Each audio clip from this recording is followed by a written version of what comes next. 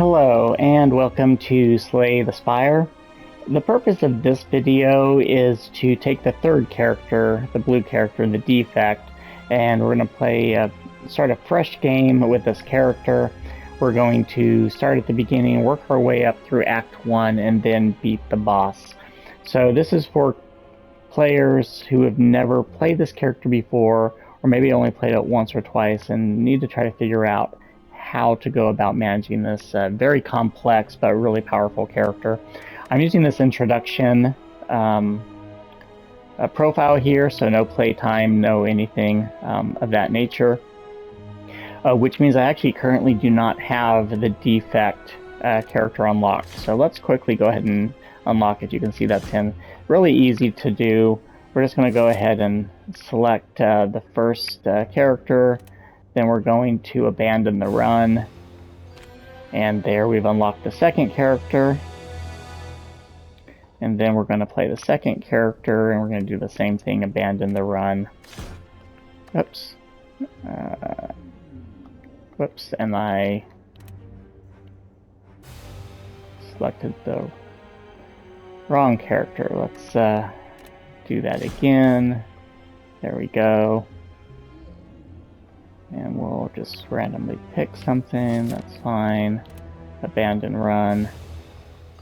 Okay, here's the Defect character. So the Defect character plays very differently from the previous two characters. Has 75 health, so right in between the Silent and the Ironclad.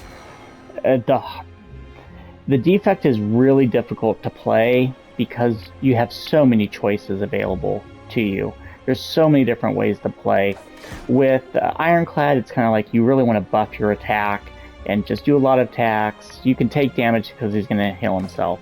For the Silent, there's kind of two main ways to play, either with shivs and with poison, and then you kind of want to focus on defense. With the Defect, there are 4 or 5 different ways to play. And so trying to figure out what cards to take, how to navigate this character can be incredibly challenging. And that's really the most difficult part for this. But we're going to go ahead and jump into this. And we'll see if we can make some choices that's going to make sense. I'm going to go ahead and select this benefit here. So that way, in the hopes of maybe getting to an elite within 3 battles, so that way I get an easy relic. So let's see here. Is there any way to get to an elite? The only elite I see is there, and I can't get to them. So because of that, I can't get it to an easy elite. We're going to go ahead and I'm now going to be looking for campfires. So that's 1, 2, 3 campfires if I go that way. This is not a very good route, all things told. Okay, we're going to go ahead and start here. The reason why I have question marks, I'm actually hoping to get rid of some cards. So it's a 10-card deck, 4 strikes and 4 defenses. And these strikes are really not good at all for this character. And then we have these zaps and dual casts. And this is channel 1 lightning and invoke your next orb. And that doesn't make any sense at the moment. But it'll make sense once we play. So let's take a look here at this Defect. Right off the bat, you'll notice he looks a little bit odd. Essentially, he's got these 3 orb slots hovering above him. And within the orb slot, he currently has that yellow thing with a 3. That's a lightning orb. His passive ability is called Cracked Core. At the start of each combat, channel 1 lightning. So when you channel a lightning, that's what it looks like. It fills one of these orb slots with a lightning orb. So this card here, Zap, also channels 1 lightning. So let's go ahead and do that. And what's going to happen is you're going to see that it fills up one of these orb slots. Now, the lightning orbs, as a passive, at the end of your turn, you do 3 damage to a random enemy. We only have 1 enemy here, so that means if I end my turn, I'm going to do 6 points of damage to him.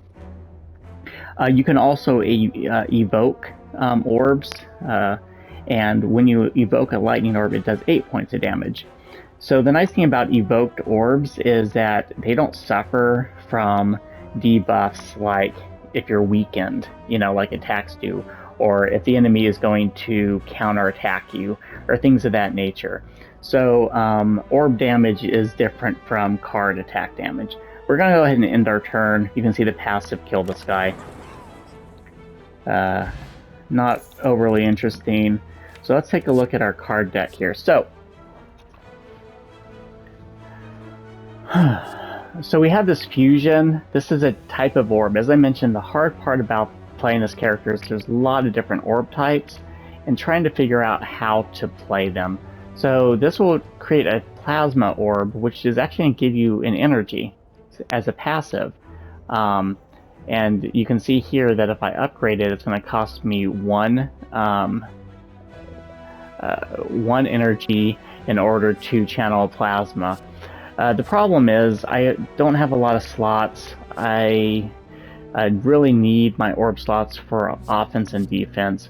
So we're going to take this ball lightning instead. It's 1 point, deals 7 damage, and also channels a lightning orb. Way better than a strike. So it's a good high damage card. That's low cost. And it'll help us in the early part of the game. So I did these questions hoping that maybe I would get a card removal instead. We're just going to kill these guys here. Ball lightning will kill this guy, and we'll have the orbs kill them. So not overly interesting. Okay. So this is a different type of orb called Darkness. Darkness is really nice. Does a lot of damage, and if you upgrade it, wow, I was not actually planning on going to Darkness route, but maybe I will for the sake of this video. This one here is a chill. You exhaust it. It's innate, or if you upgrade it, it's innate, which means that you can channel 1 frost for each enemy in combat, which is actually really nice because these frost orbs give you defense.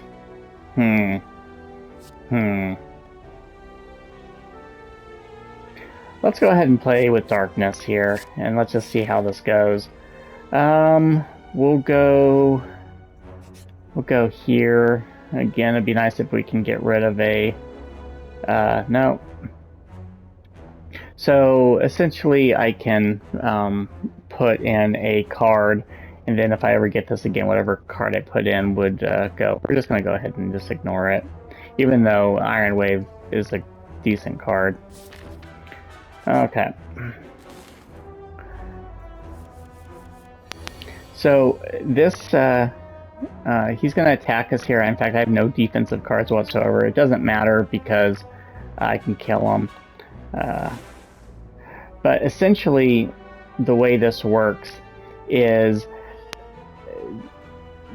unlike the lightning that does damage at the end of each turn, this dark orb actually gets stronger.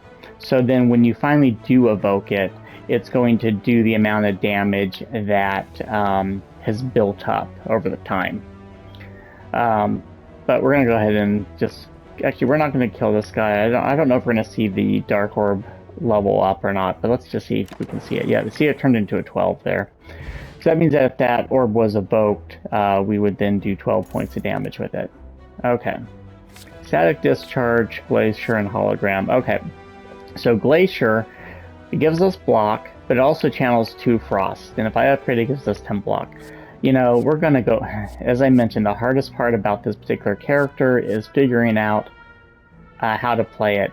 Earlier, we had the choice to get that chill, which would have given us frost as an innate right at the start if we upgraded it. That, along with Glacier, would have been the better. We're going to go ahead and take Glacier. Let's get some better defense going on here.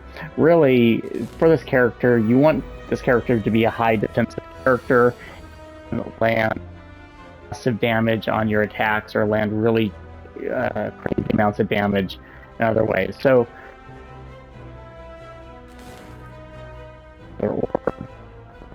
lightning on this guy here. So I'm going to do 9 points of damage when I end my turn passively due to these orbs. And then let's go ahead and do a little bit more damage. So there we go. Just randomly it hit. I just got debuffed, so my attack, or I got debuffed, so I got frailed, right? So I gain 25% less block for this for one turn. Here's the thing: if I play this Glacier, you can see I block, but I do Frost. Now I don't have any spots available for the Frost, so what it's actually going to do is it's going to evoke 2 lightnings in order to make room for the Frost. So if I play this card, I'm going to gain 5 block. I'm going to channel 2 Frost, and I'm going to do 16 points of damage because we're going to lose these 2 guys here. So let's go ahead and see how this plays out. Okay, so you can see there that now you can see that the Frosts at the end of the turn passively give me 2 block. So right now I have 5 block, and then I'm going to get 4 more. So, and these blocks are not impacted by the frails. So I'm completely protected from this guy. So because of that, I don't need to defend. I could dual cast, right, which is going to evoke this guy here twice, but I'm not going to do that. We're going to go ahead and we're going to strike to kill this guy. And then he's going to take 3 points of damage. And then I'm going to get 4 block, and so I won't take any damage from him. And so then I can kill him next turn, provided I have any sort of attack card.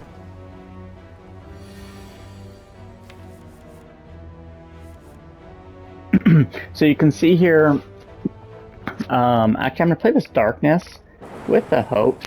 Oh, well, it evoked the lightning and I killed him. Okay, let's go ahead and take a look at this. So, loop. At the start of your turn, trigger the passive ability of your next orb. So that means that this would trigger from my 5 points for my block, or make my darkness more powerful. And if I do this, so this is a nice power card. This genetic algorithm, it can be a fun card. Basically, you can increase your block over and over and over again to make it stronger. The only downside is you can only use it once per fight, because it does exhaust itself, even if you upgrade it. Let's go ahead and take this loop, see if we can get some good use out of it. Okay, next we've got our fire here. Let's go ahead and submit. We're going to go ahead and play this darkness here. So, or the loop. Let's go ahead and play this darkness. Okay.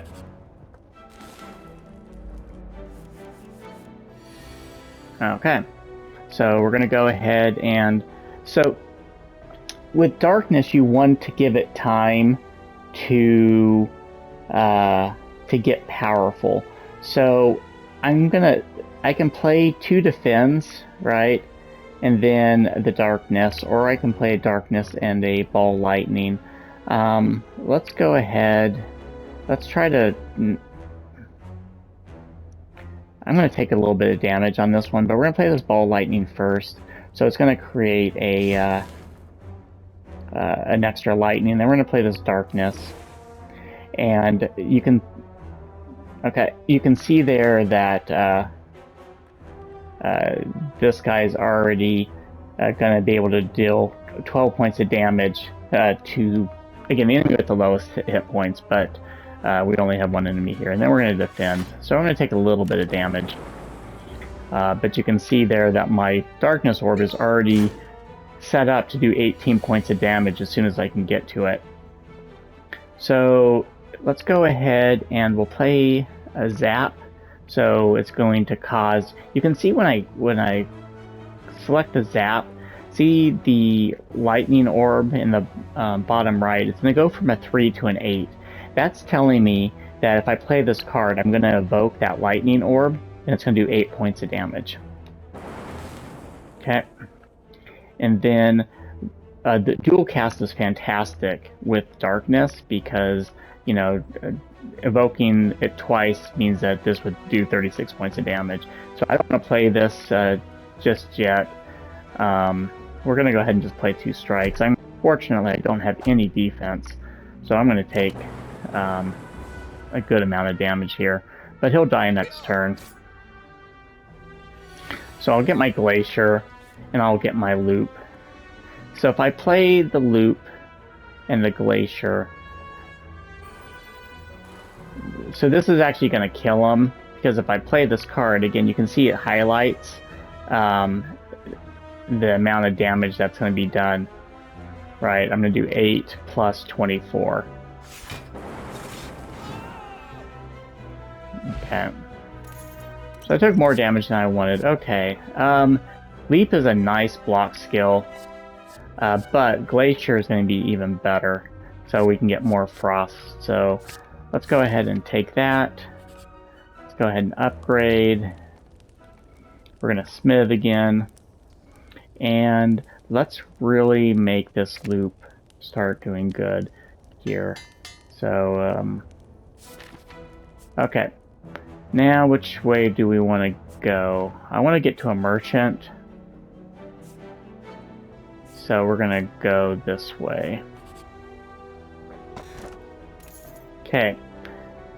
Basically, okay, at the start of your turn, deal 3 damage to all enemies. So just not really a whole lot of synergy, not much you can really do with that, but it's nice to be able to do damage to everyone. And then our question mark got a chest. That's great. Lantern, this is really nice. At the start of each combat, you get an additional energy. So now I can start with 4 energy per combat. Okay. So, just like last time, I'm going to take damage because I don't have any defensive cards here. Don't really want to take damage, but not anything I can do about it. Okay. I'm going to play the Ball Lightning first, so that way the darkness is a little bit further away, so it has a chance to grow a little bit. And then we're going to hit him. And unfortunately, I'm going to take that 11 points of damage. Now, I was a little, didn't quite do enough damage to knock him out of his thing. So then we're going to go ahead and do this loop. And then we're going to strike. Let me think here. Do I want to dual cast? Regardless of what I do, he's going to. So I'm actually not going to do anything here. And we're going to do 6 points of damage. It's going to be the same thing. I'm going to go ahead and evoke. I'm going to evoke this orb here. So when he splits, he'll have the least amount of health possible, and then we'll do a strike. Okay.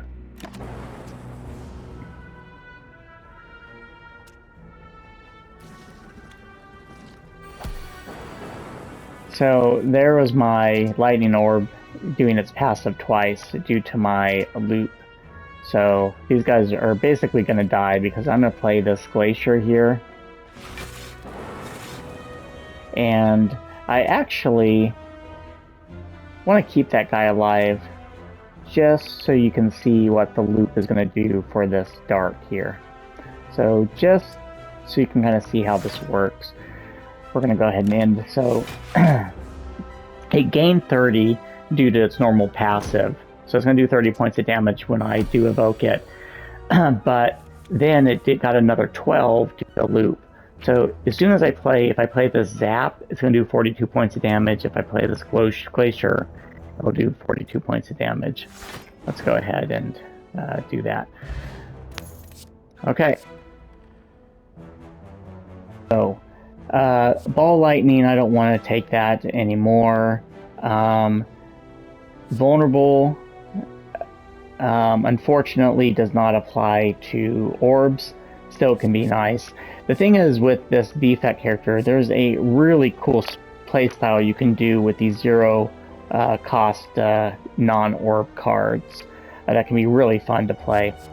And then Chaos, I don't want to channel a random orb, so I'm going to go ahead and skip everything here.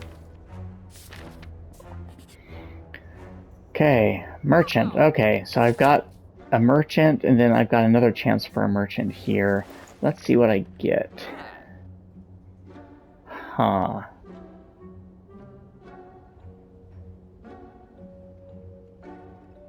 Okay, so I've got this Toxic Egg. Whenever I add a skill, it'll upgrade automatically. This character is going to be highly skill dependent, so that is actually a good card to get. Amplify and Creative AI. These two cards really synergize well together. Basically, this is set for a long, kind of protracted fight. You can basically do this Amplify, play this twice, and it's going to add a random power card into your hand. And so you can play all these power cards that will make you incredibly strong. That's fun. That's a fun way to play. We're probably not strong enough. Well, we have these two glaciers to give us defense. Let's go ahead and do that. This is going to be a little bit crazy. I'm going to admit that this is going to be a little bit... I really wish I could have gotten this Cold Snap to get additional frost. But there's another... Draw two cards, which is actually my preferred one. Okay. So let's go ahead and do a fight.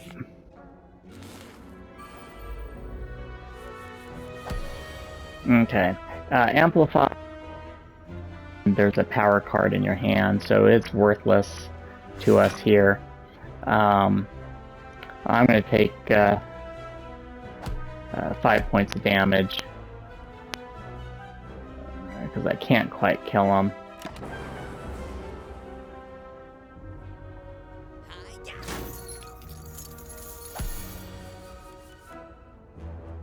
Okay, now I can defend.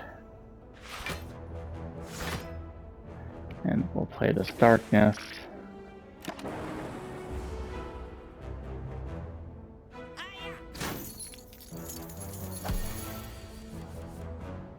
Okay, and then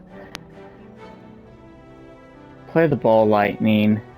So if I play this ball lightning and then I play the glacier, it's going to kill him. The ball lightning added a lightning orb, and this glacier is going to add 2 more frost. So when I do that, it's going to evoke both of these guys, and it'll kill the thief there. Okay, colorless potion. I already have a colorless potion, don't I?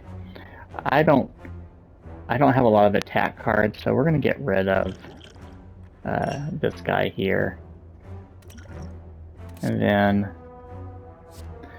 recursion. Okay. So recursion is great with darkness cards. So we are going to upgrade that. So do I want to take 11 points of damage to gain 75 gold, or do I just want to lose gold?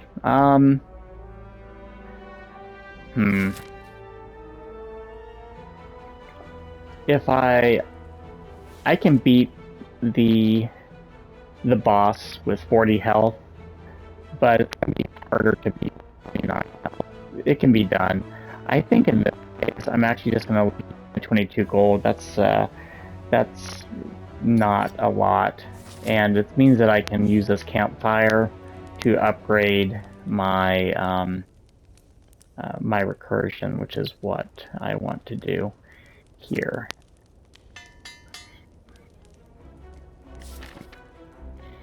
Okay, so the creative AI I could have upgraded to make it only cost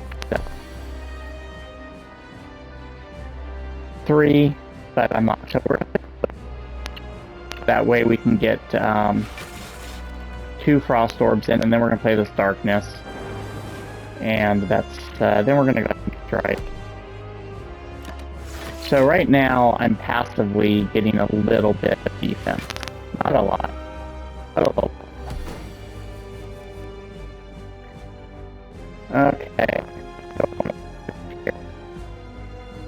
Let's go ahead and use this dexterity potion. Right? And we'll give ourselves 20 block. And then... do I want to... no point in striking. That's just going to take care of this. And if I evoke there, that's going to give me 10 more defense. Plus 2. I'll have exactly 32 if I do this. So let's go ahead and do that. There's my 32, so I'm not going to take any damage from him.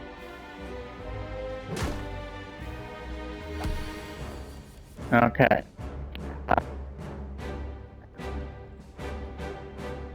Let me think about this. Yeah, my recursion doesn't cost anything. This is really important. This is why I upgraded it. So if I'm here... now I'm going to play this ball lightning, so I'm going to do that. And it's going to move the darkness into that first spot. Now when I play recursion, it's going to hit him for 24 points of damage, and then put this same orb back in my orb slot there, as an upgraded darkness orb. See that there?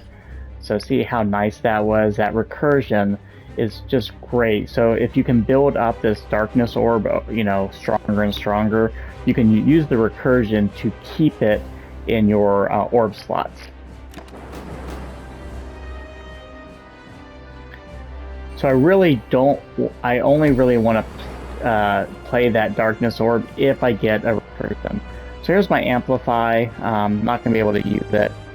We're going to go ahead and play the glaciers.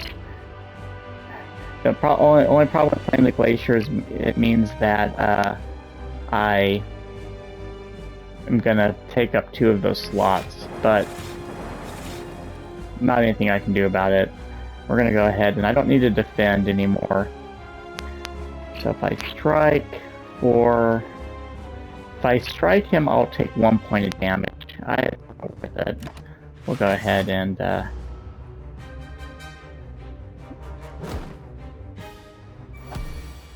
okay. So because of loop, right?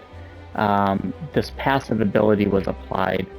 So now it's going to do 48 points of damage. If I play this darkness, it's going to trigger everything, so it's going to do a lot more damage to this guy. Let's go ahead, or if I dual cast,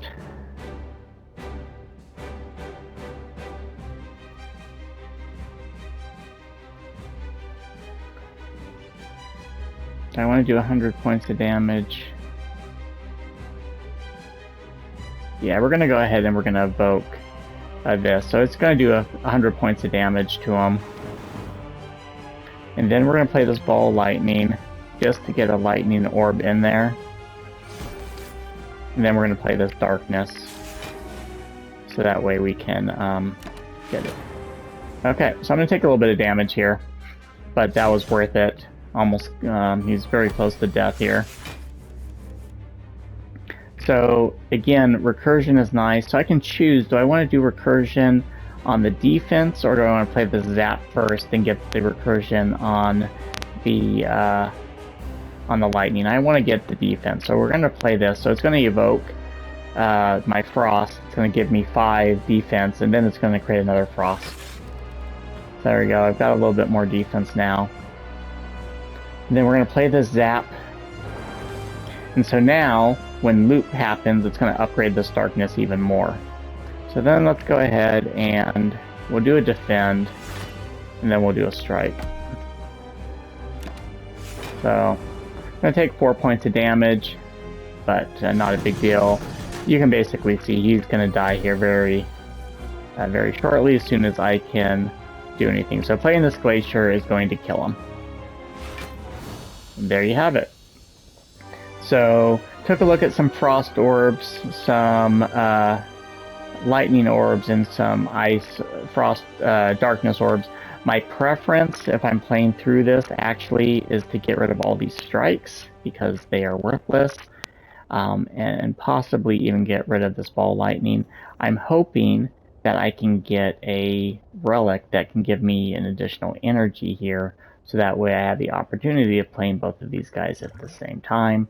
But you can see here how recursion, especially once it's upgraded so it doesn't cost anything, works really, really, really, really well with darkness, because if you can get the recursion on a darkness that's been upgraded a few times, you can just continue to maintain massive levels of damage. And Glacier, you can see, is a great defensive card because it channels the frost as well as getting block. Okay, let's see our card here.